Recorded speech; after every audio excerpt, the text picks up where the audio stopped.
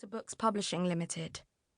I'm Bella Marble, writer and creator, lover of dogs and fantastic karaoke singer to noughties classics, 4-time winner of Porter Books' annual Most Courteous Telephone Manner Award, an achievement that is still very much on my LinkedIn profile, despite the fact that the last time I won was over 4 years ago now. Drinker of wine, pale ales, and, if I'm in need of a pick-me-up, strawberry-infused gin and tonics. A walking advertisement for H&M clothing.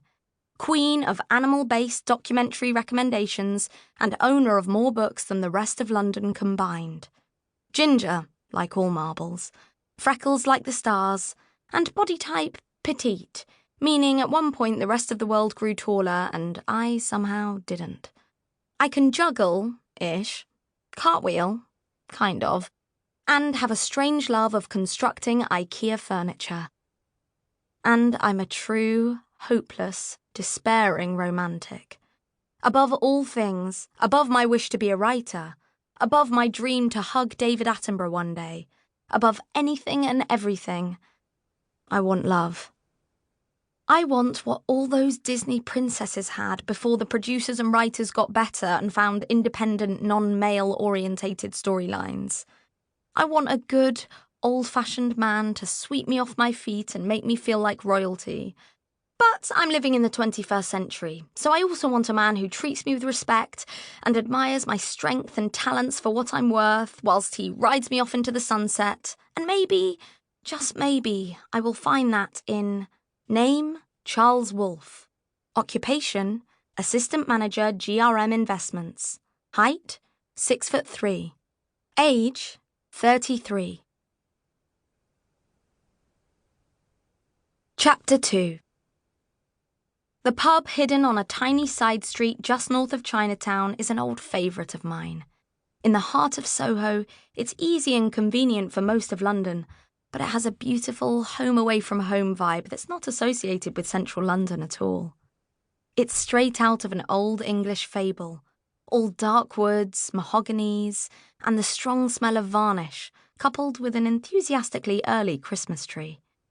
It feels like a bit of countryside in the wrong postcode. I love it. I try and leave it to my dates to pick the place.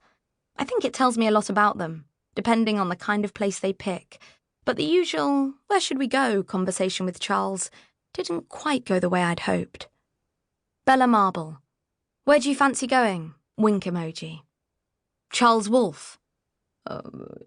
What's near your place? Bella Marble. I'm sure there's a place that's good for both of us. Soho, maybe? Smile emoji. Charles Wolfe. I don't know Soho. Bella Marble. Where do you work then? I'm happy travelling to you if you know somewhere nice. Smile emoji. Charles Wolfe. Running late. Be there in 10. X. Bella Marble. Beware. Charles Wolfe. Wrong chat. Another sign maybe that it wasn't going to be the happily ever after I'd hoped for. But it wasn't like he was the only guy I was chatting to either. Well, he was, but it wasn't like I wasn't open to chatting to multiple other men. I just happened to not be, right at that moment in time. When I didn't hear from him for over a week, I thought about calling the whole thing off. But then it occurred to me. I had the power. I'm a strong female, raised in a house led by a strong female, living with other strong females, and watching strong females on the television more often than I'd care to admit. Plus, I hadn't had anyone even accept a date with me in months. So I took the lead. Bella Marble. Free Friday? There's a cute pub on the edge of Chinatown. Maybe like 7:30?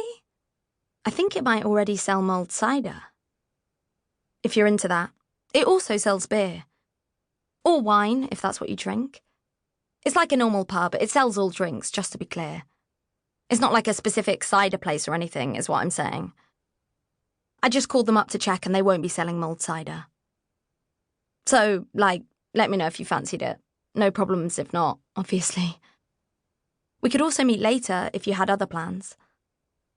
I waited 5 hours after sending that last one and regretted everything. The stupid app interface doesn't let you delete messages, or I would have.